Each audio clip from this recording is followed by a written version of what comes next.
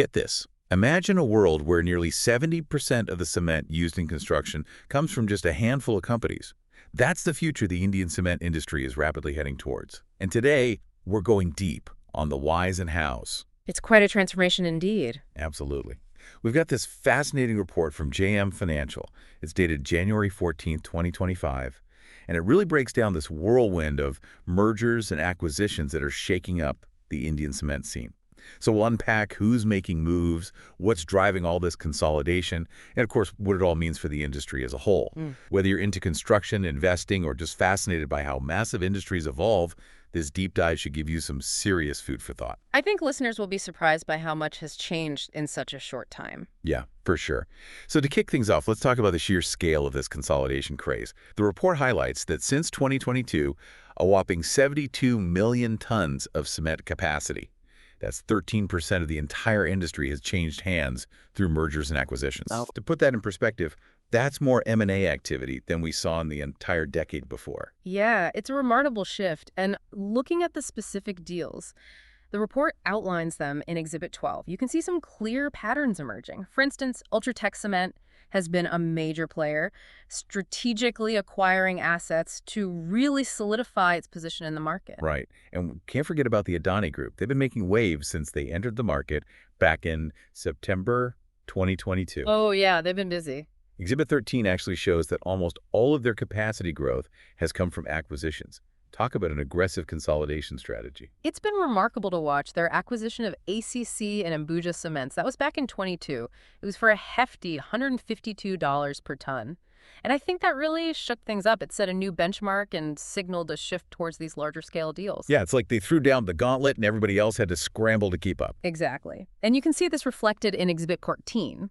They project that the top 6 companies in the industry, including Adani, will control a staggering 68% of the market by 2027. That's a huge chunk. Now, it's not just mergers and acquisitions fueling this consolidation fire. The top players are also pumping up their capacity organically.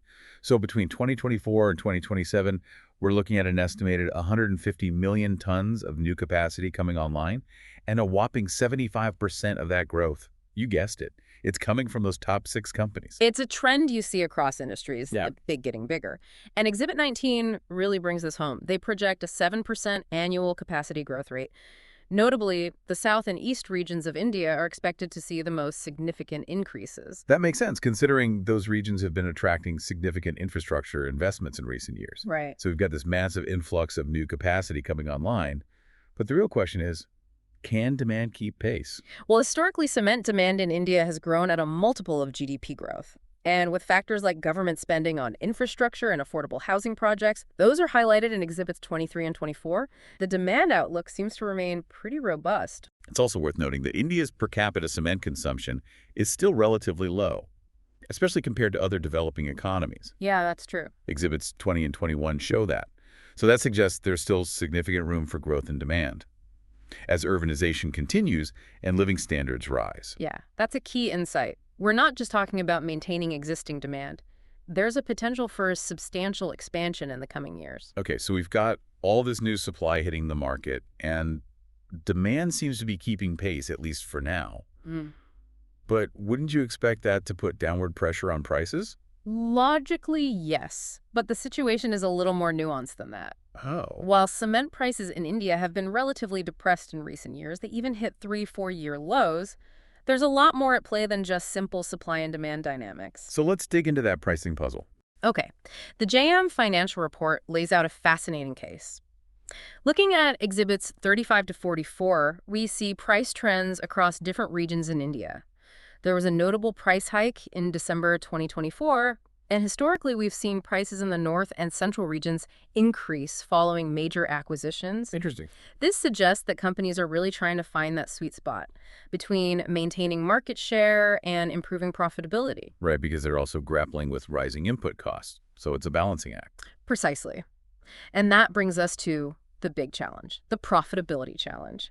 The report argues that even with recent price increases, current profitability levels are not enough to justify the massive investments being made, Oh, yeah. especially in new facilities. Those are known as greenfield projects. What does that mean in practical terms? Greenfield projects. They refer to building entirely new facilities from scratch as opposed to just expanding existing ones. Oh, okay. These projects require significant capital investment, and of course, it takes time for them to become profitable. The report emphasizes that companies need a sustainable price hike, at least 5 to 6% just to generate returns that are equivalent to their cost of capital. Okay, so for those of us who aren't financial wizards, what does cost of capital actually mean? It's essentially the minimum return a company needs to earn on its investments to satisfy its investors and creditors. Think of it as the financial hurdle they need to clear. The report argues that current profitability levels aren't high enough to clear that hurdle, especially for these capital-intensive greenfield projects. So they're at a bit of a blind. Indeed. And there are other factors adding to the profitability pressures. For example, the Mines and Minerals Act, the MMDR Act of 2015. Okay. That increased the cost of limestone mining for new players, Mm-hmm. creating a barrier to entry and further squeezing margins. That's highlighted in Exhibit 40. It sounds like companies are going to need to get creative if they want to thrive in this environment. What strategies are they employing to navigate this challenging landscape? The report points to two key strategies: cost optimization and premiumization. And we'll unpack those in detail in the next part of our deep dive. Sounds good. All right, let's unpack those strategies for success that the report highlights. First up, cost optimization. What are some of the clever moves that companies are making to trim those expenses and boost their bottom line? Well, one major focus is on harnessing the power of green energy. We're seeing a significant shift towards renewable energy sources. Companies like UltraTech and Ambuja Cement, they're investing heavily in things like waste heat recovery systems, wind power, and solar installations. So it's a double win. They reduce their reliance on expensive fossil fuels, and they score points for environmental responsibility. Exactly. It's a savvy business move that aligns perfectly with the global push for sustainability. Exhibit 50 really highlights this trend, showcasing the increasing adoption of green power across the industry. But it's not just about going green, right? Yeah. What other cost-saving measures are they implementing? Well, logistics optimization is another key area. Companies are streamlining their transportation and distribution networks, strategically locating plants closer to those key markets and raw materials, optimizing routes, and even exploring alternative transportation modes, like rail or inland waterways, to minimize those costly road miles. Makes sense. Every rupee saved adds up. And the report dives into some specific examples of these optimization efforts, right? Absolutely. Exhibits 42 and 43 shed light on how companies are increasing their focus on premium products. They're leveraging their established trade sales channels to achieve better pricing and profitability. So it's not just about churning out more cement. It's about producing the right kind of cement that commands a higher price. Now let's talk about that second strategy for success, premiumization. What does that look like in practice? Essentially, it's about moving up the value chain and catering to customers who are willing to pay a premium. For specialized or higher-grade cement products, companies are investing in research and development to create these innovative blends and formulations that meet specific needs, whether it's high-strength cement for large infrastructure projects or specialized mixtures for demanding applications, like high-rise buildings or marine construction. So they're becoming more like specialized boutiques, offering tailored solutions rather than just that one-size-fits-all product. Precisely. They're differentiating themselves and building strong brands that resonate with specific customer segments. This is where marketing and brand building come into play. And the report suggests that companies are increasingly focusing on targeted marketing campaigns to reach those niche markets. It's fascinating how this consolidation wave is driving innovation and forcing companies to think outside the box. They're not just getting bigger, they're getting smarter and more strategic about their operations. Absolutely. And speaking of strategic moves, let's rewind a bit. Revisit some of the major deals that have reshaped this industry landscape. Remember UltraTech Cement's acquisition of JP Cement's assets? That was back in 2017. That deal gave them a strong foothold in the central region. And I think it signaled their early ambitions for consolidation. Yeah, it was a clear sign that the industry was entering a new era. And then, of course, we had Dalmia's acquisition of the JPA Group. That was in 2016, which bolstered their presence in the eastern region. Each deal seemed to trigger a domino effect, prompting other players to make their own moves. Right. And then came the game changer, the Adani Group's entrance in 2022. Their acquisition of ACC and Ambuja cements for a staggering $152 per ton. I think that really set a new benchmark and shook the industry to its core. Yeah, it completely changed the playing field. And since then, we've seen a flurry of acquisitions, each one strategically aimed at securing market share and expanding into those key regions. Yeah, take UltraTech's acquisition of Star Cement's assets in the Northeast in late 2024, for instance. That move gave them access to one of the most profitable regions in the country, further cementing their position as the market leader. It's like a giant game of chess, each company carefully calculating its moves to gain that strategic advantage. Precisely. And it's not just about buying up any cement plant. It's about acquiring assets in the right locations, with access to those key resources and growth potential. Now let's shift gears for a moment and talk about the broader implications of this consolidation wave. We've touched on cost optimization and premiumization within the industry itself, but what about the ripple effects on related sectors, like construction and real estate? That's a crucial point. After all, cement is a fundamental building block for these industries. And the consolidation trend raises some interesting questions about construction costs, housing affordability, and the overall dynamics of real estate development. So could this consolidation ultimately lead to lower construction costs? It's certainly a possibility. As larger companies gain greater economies of scale, they could theoretically pass on those savings to builders and developers in the form of lower cement prices. Which could in turn lead to more affordable housing for consumers. That's a win-win. Potentially, yes. But it's important to consider the other side of the coin. Consolidation also leads to less competition, which could give these larger players more pricing power. They might choose to maintain or even increase prices despite those cost savings, which would ultimately impact construction cost and housing affordability. So it's a double-edged sword. It all depends on how these companies choose to wield their newfound power. Exactly. It's a complex dynamic, and it's something that policymakers and industry stakeholders will need to monitor closely as the market continues to evolve. It's a reminder that these industry shifts have far-reaching implications. Mm-hmm. They extend beyond just the companies involved. They touch the lives of everyday people and shape the very fabric of our cities and towns. Absolutely. And speaking of shaping things, let's dive a little deeper into those cost-saving measures we touched on earlier. I'm particularly intrigued by this whole green power revolution. Me too. Can you break down what companies are actually doing and what kind of impact it's having on their bottom line? Sure.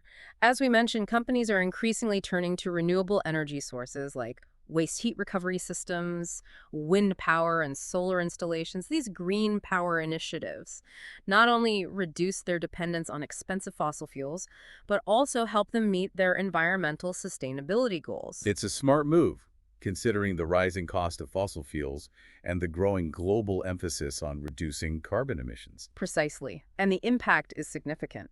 The JM Financial Report highlights that the cost of energy generated from these green sources can be as low as 1/7 the cost of power generated from traditional thermal power plants. Wow, those are some serious savings. So it's not just about being environmentally responsible. It's about making sound financial decisions. Exactly. It's a business strategy that aligns perfectly with their long-term sustainability goals. Okay, green power check. Now, what about logistics optimization? What are some of the clever things companies are doing to streamline their transportation and distribution networks? Well, one key strategy is strategic plant location.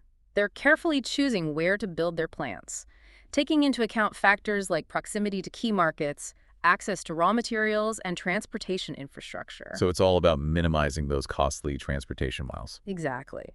They're also investing in better route planning and fleet management systems to maximize efficiency and reduce fuel consumption. Some companies are even experimenting with alternative transportation modes, like rail or inland waterways where feasible. It's like a giant puzzle, and they're using every tool at their disposal to optimize their logistics operations. Now let's switch gears again and delve into the world of premiumization. How are companies differentiating themselves and crafting that premium brand experience that customers are willing to pay for? It all starts with understanding the market. Companies are investing heavily in market research and customer insights to identify specific needs and develop tailored products that meet those demands.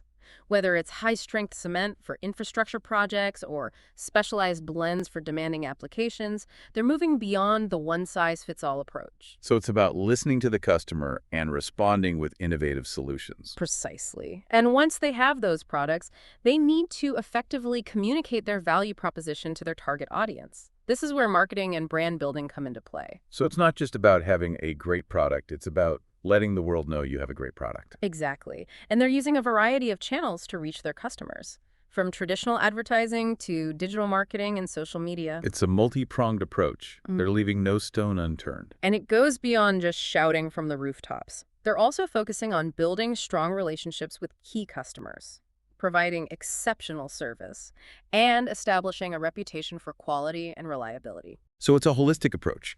They're creating a premium experience that encompasses the entire customer journey. Now let's talk about the investors.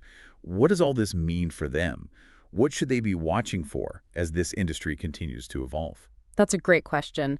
For investors, it's crucial to identify the companies that are best positioned to capitalize on these trends and navigate the challenges ahead. So what separates the winners from the rest? What are the key factors to look for? Well, the JM Financial Report highlights a few key characteristics. First and foremost, scale matters. Larger companies often have greater economies of scale, which translates into cost efficiency and pricing power. So bigger is better, at least to a certain extent. Yes, but it's not just about size. Diversification is also key.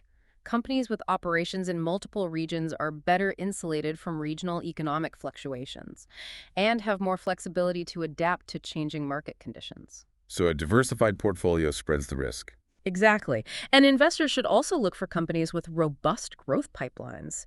That means they have a clear strategy for expanding their capacity and capturing market share in the years to come. So they're not just standing still, they're actively pursuing growth opportunities. Precisely. And finally, financial strength is paramount. Companies with solid balance sheets and a track record of profitability are better equipped to weather economic storms and make strategic investments. So it's a combination of size, diversification, growth potential, and financial stability that sets the stage for success. Absolutely. Those are the ingredients that investors should be looking for. Now let's get specific. Are there any particular companies that you're keeping an eye on? Well, as we mentioned earlier, the JM Financial Report highlights UltraTech Cement and Ambuja Cement as two of their top picks. Both companies possess the scale diversification growth pipelines and financial strength to thrive in this evolving market. UltraTech is the undisputed market leader, right? Yes, they hold the largest market share. And they have a proven track record of success. They've been aggressively expanding their capacity, diversifying geographically, and implementing cost optimization and premiumization strategies. So they're a solid all-around player. What about Ambuja Cement? What makes them stand out? Ambuja Cement is particularly interesting because of their aggressive consolidation strategy. They've been actively acquiring smaller players and are also benefiting from the Adani Group's ambitious growth plans and cost optimization initiatives. So they're riding the Adani wave. Yes, and they're well positioned to capture a significant share of the growing Indian cement market. But it's not just about the big players. What about the smaller companies? Do they have any chance of surviving in this increasingly consolidated market? That's a great question. It's definitely a more challenging environment for smaller players. They face stiff competition from the giants and often lack the economies of scale to compete on price.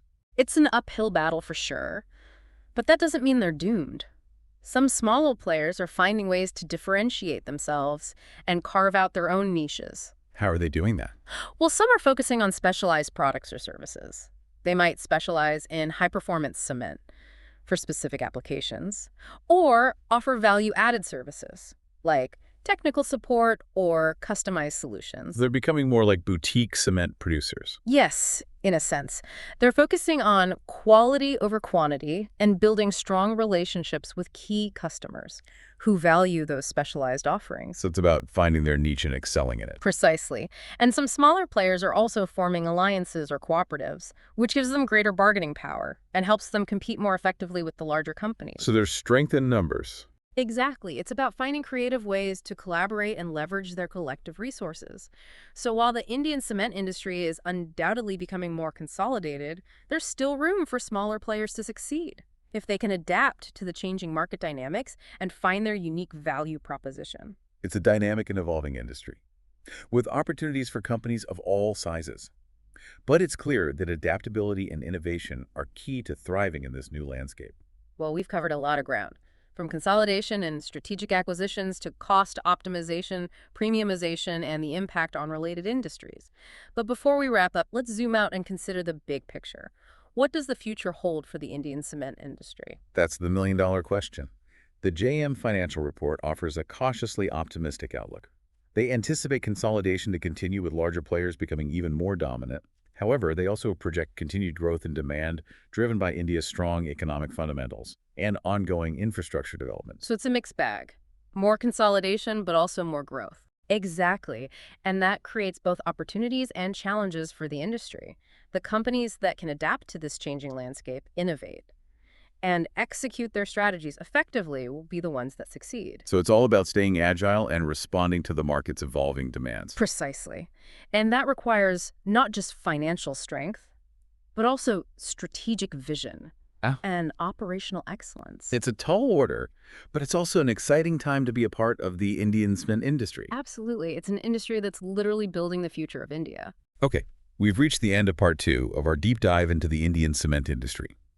We've unpacked the consolidation wave, explored cost optimization and premiumization strategies, analyzed the impact on related industries, and discussed the implications for our investors. But there's still more to uncover.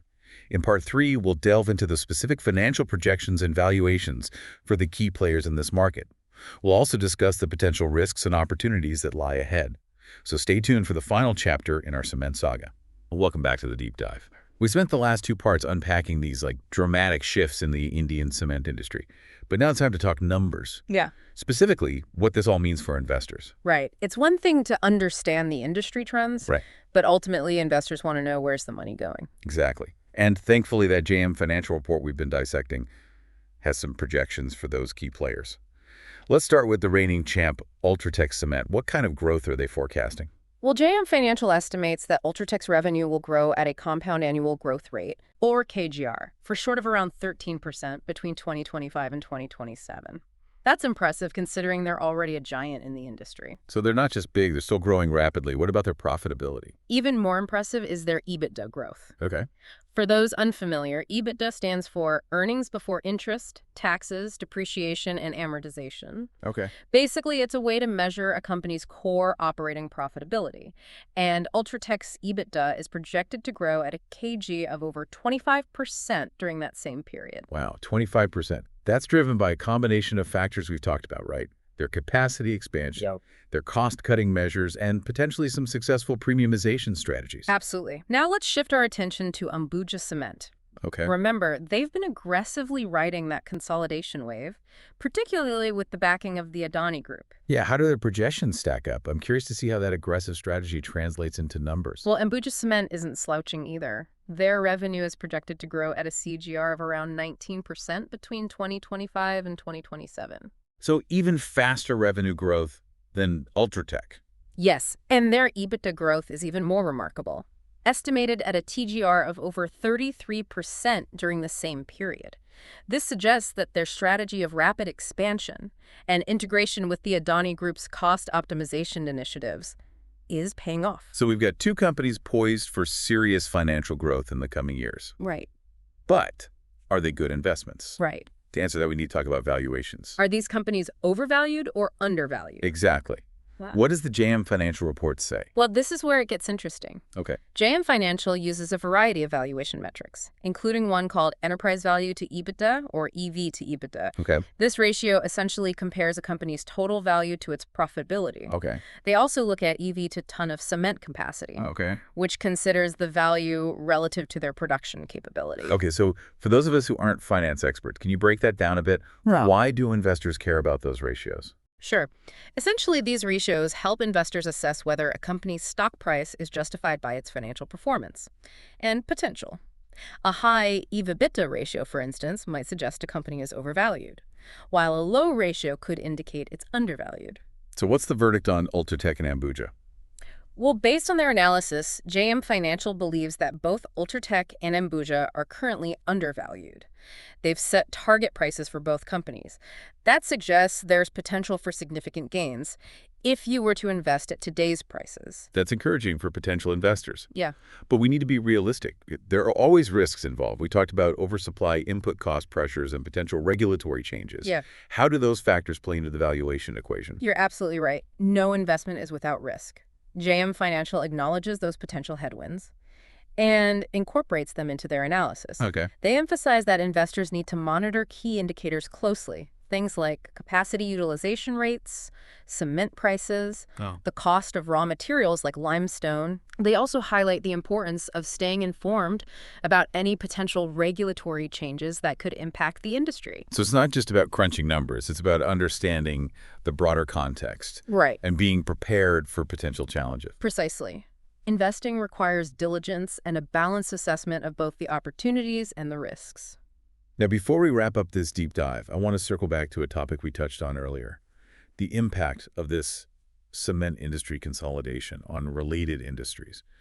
What are the key takeaways for those involved in construction and real estate? It's a crucial point. As we discuss this wave of consolidation, in the cement industry has the potential to significantly impact construction costs Yeah. and ultimately the affordability of housing.